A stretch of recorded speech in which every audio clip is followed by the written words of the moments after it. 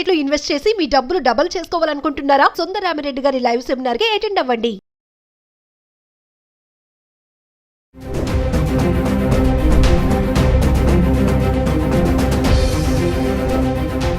Hi hello నమస్తే, welcome back to Suman TV. ప్రస్తుతం మనతో పాటు ఉన్నారు ఫ్యామిలీ కౌన్సిలర్ రజనీ రమ్మ గారు. నమస్తే మ్యామ్. మ్యామ్, నాకు ఒక ఆవిడ ఒక క్వశ్చన్ అడిగారు, అంటే బెడ్రూమ్లో హస్బెండ్ చేస్తున్న మిస్టేక్ ఇదే అనేసి. అది ఎలా అయినా చూసుకోవచ్చు. ఇప్పుడు వైఫ్ అంటే ఇంట్లో పని చేయాలి, చాలా వీడిలో మాట్లాడుకున్నాం. భార్య అంటేనే ఇంట్లో ఇల్లంతా చక్కదిద్దాలి, పిల్లల్ని చూసుకోవాలి, ఇంటి పని చేసుకోవాలి. ఒకవేళ జాబ్ చేసి ఆమె అయితే జాబ్ అక్కడ వర్క్ అది చేయాలి, ఆఫీస్లో వర్క్, ఇంటికి వచ్చాక కూడా హోంవర్క్ చేయాలి, పిల్లల్ని చూసుకోవాలి, వంట చేసి పెట్టాలి, భర్త కానీ ఏం కావాలో చూడాలి, ఇంకా అత్తమామలు ఉంటే వాళ్ళని చూసుకోవాలి. మళ్ళీ ఎన్ని చక్క పెట్టుకొని పడుకోవడానికి ఆవిడ రెడీ అయినప్పుడు 10, 10:30, 11 అవుతుంది. 9 అనుకోండి, పోనీ 9:30 అనుకుందాం. ఈలోపు హస్బెండ్ మంచిగా ఒక నిద్ర వేసేస్తారు, అప్పటికే అయిపోతుంది, ఏమో టైర్డ్ అయ్యి వచ్చి పడుకుంటుంది. మిడ్ నైట్ అయ్యాక అంటే ఆ టైంలో వాళ్ళకి గనక మెలకు వచ్చి మరి మళ్ళీ భార్య పక్కకు రావాలి అని అనుకున్నప్పుడు ఎంతవరకు అది సాధ్యం అంటారు? తను టైర్డ్ అయిపోయి ఉంటుంది, అంటే నీకు కావాల్సినప్పుడే నేను దగ్గరికి రావాలా, నేను దగ్గర నా గురించి నువ్వు పట్టించుకోవా, నాకు రెస్పెక్ట్ ఇవ్వవా, నా ఫీలింగ్స్కి రెస్పెక్ట్ లేదా అనేది ఆమె క్వశ్చన్ మేడం. మరి దీన్ని ఎలా చూడొచ్చు అంటారా? అంటే నిజంగా హస్బెండ్స్ చేసే మిస్టేక్స్ అంటారా? అంటే అందరి గురించి కాకపోయినా ఇలాంటి హస్బెండ్స్ కొంతమంది ఉన్నారు. సో దీనికి మరి ఆన్సర్ ఏమి ఇస్తారు? అయితే ఫస్ట్ ఇదే చెప్తాను, ఇలా ఉన్న వాళ్ళ గురించే అని ముందే చెప్తున్నాను నేను. ఇలా లేని వాళ్ళు ఫీల్ అవ్వాల్సిన అవసరం లేదు. అయితే ఇది కరెక్టే మీరు చెప్పింది. చాలా మంది ఏం చేస్తారంటే ఏజ్ కూడా ఉండదు ఇక్కడ. కొత్తగా పెళ్ళైన వాళ్ళు అవ్వచ్చు, అంత పిల్లలు కావచ్చు, మిడిల్ ఏజ్ అవ్వచ్చు, పెద్ద వయసు వాళ్ళు 40-50 వాళ్ళు, అన్ని ఏజ్ల వాళ్ళకి కూడా ఇది వర్తిస్తుంది. ఎందుకంటే చిన్నప్పటి నుంచి అన్ని చూస్తూ పెరిగామండి. అనేక రకాలైనటువంటి విషయాలు తెలిసే ఉంటాయి మనకి కదా. ఇది మనం అప్పట్లో మనకి బయట ఎలాగ మాట్లాడాలి, ఎలా దీన్ని డిస్కస్ చేయాలి అనే పరిస్థితులు లేవు అప్పుడు. ఇప్పుడు మీడియా పుణ్యమా అని చెప్పి ప్రతి ఒక్క విషయాన్ని ఓపెన్గా మాట్లాడుతున్నాము. దీనివల్ల చాలా మంది లాభపడుతున్నారు కూడా. కొంత మైండ్ సెట్ కూడా మార్చుకోవాలి. మార్చుకున్న వాళ్ళు ఉంటే మంచిది, మార్చుకోలేని వాళ్ళు ఉంటే మార్చుకోండి. లేకపోతే జీవితాలు కానీ జీవితం ఏమి కూడా మార్పు రాదు.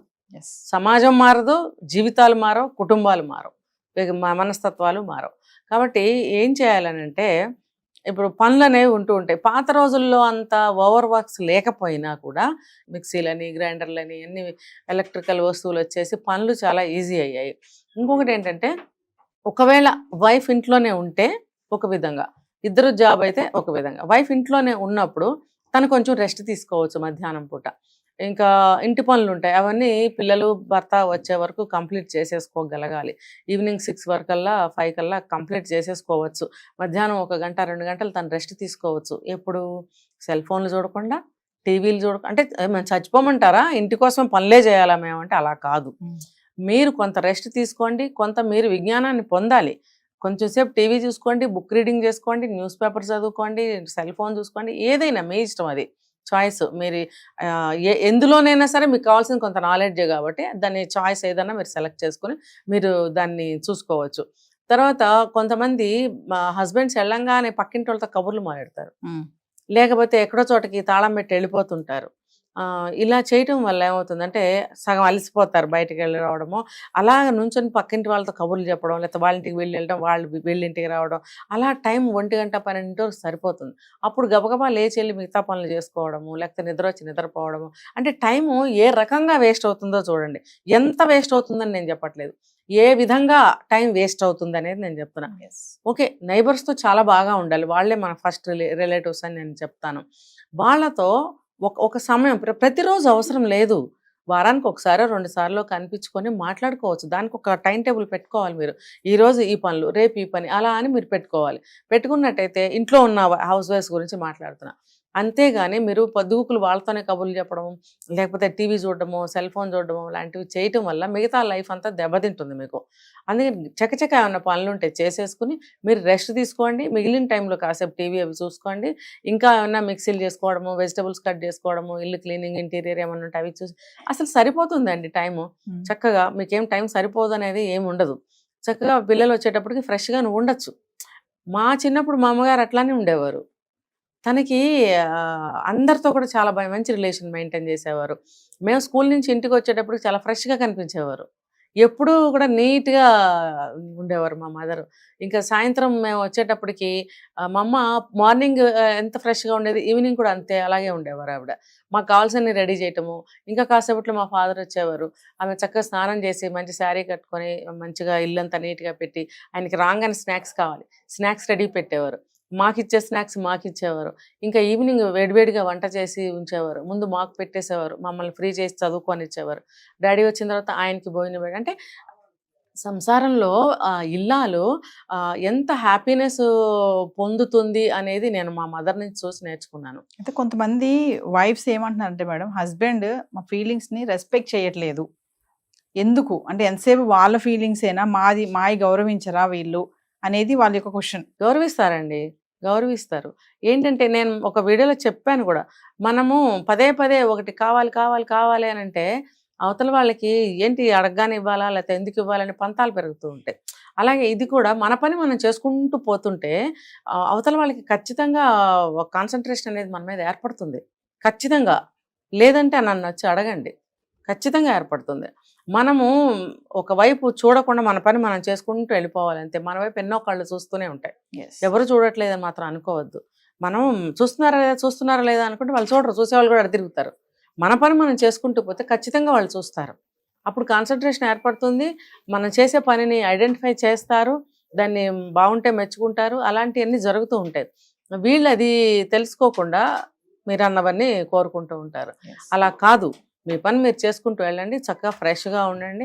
ఇంకా మీకు వర్క్ లోడ్ ఉంది, మీరు కూడా జాబ్ చేస్తున్నారు అని అనుకుంటే కనుక ఇంట్లో కుటుంబ సభ్యులు ఎంతమంది ఉన్నారు అందరూ కలిసి ఎవరి పనులు వాళ్ళు చేసుకుంటూ కామన్ వర్క్స్ కూడా షేర్ చేసుకోవాలి. బాత్రూమ్స్ కడగాల్సిన పని వస్తుంది, ఈ రోజుల్లో స్వీపర్స్ ఎవరు ఉండరు, మరి బాత్రూమ్స్ కడుక్కోవాలి. పిల్లలు కాస్త పెద్దవాళ్ళు ఉంటారు, వాళ్ళ బాత్రూమ్ వాళ్ళు కడుక్కోమని చెప్పండి. తర్వాత మీ వైఫ్ అండ్ హస్బెండ్ ఉన్నారు, ఒక వారం మీరు ఒక వారం హస్బెండ్ కడుక్కోవచ్చు, తప్పులేదు. ఎందుకనంటే అన్ని పనులు తనే చేయాలంటే కష్టం అవుతుంది, తన హెల్త్ కూడా చాలా డౌన్ అయిపోవచ్చు కొంతకాలానికి. మీరేమో సెల్ ఫోన్లు చూసుకుంటూ కూర్చుంటారు, ఆవిడ 24 గంటలు పనులు చేసుకుంటుంది. ఇంకా మీరు సాయంత్రం అయ్యేటప్పటికి ఫ్రెష్ అయిపోయి ఫ్రెండ్స్తో తిరిగి కూడా వస్తారు కొంతమంది. వచ్చేటప్పటికి భోజనం రెడీగా పెట్టాలి, భోజనం తిన్న తర్వాత కాసేపు సెల్ ఫోన్ చూసుకుంటున్నా నిద్రపోతున్నా చేస్తారు. ఈవిడ పనులన్నీ చేసుకుని వచ్చేటప్పటికి ఆయన గారు లేస్తారు. లేచేటప్పటికి ఆయనకి టెన్షన్ ఫ్రీ నీడ్స్ కావాలి, ఈవిడికి కావాలి అని అంటే ఈవిడికి ఎలాంటి నీడ్ కావాలి, శరీరం విశ్రాంతి కోరుకుంటుంది, ఆయన శరీరం ఏమో రిలాక్స్ కోరుకుంటుంది. డిఫరెన్స్ ఉంది కదా. మరి అలాంటప్పుడు అతను ఏం చేయాలి, నువ్వు ఈవినింగ్ ఇంటికి వచ్చిన తర్వాత నీ మైండ్ బాడీ రిలాక్స్ అవ్వాలంటే ఇంట్లో నువ్వు తిరుగుతూ పిల్లలతోటి భార్యతోటి మాట్లాడుతూ చిన్న చిన్న పనులు ఉంటే పంచుకోవడము, త్వరగా అందరూ బెడ్కి వెళ్ళిపోవాలని ప్లాన్ చేయాలి. ఖచ్చితంగా మగవాళ్లే చేయాల్సిన పని ఇది, ఆడవాళ్ళు కాదు. ఎందుకంటే ఆడవాళ్ళ చుట్టూ ఉంటాయి ఇవన్నీ, భార్య భర్త పిల్లలు పనులు ఇవన్నీ ఆడదాని చుట్టూ ఉంటాయి. దీంట్లో నుంచి బయట పడలేకపోతూ ఉంటారు, దాంట్లోంచి బయట పడేయాల్సిన ఇది భర్తలకు ఉంటుంది.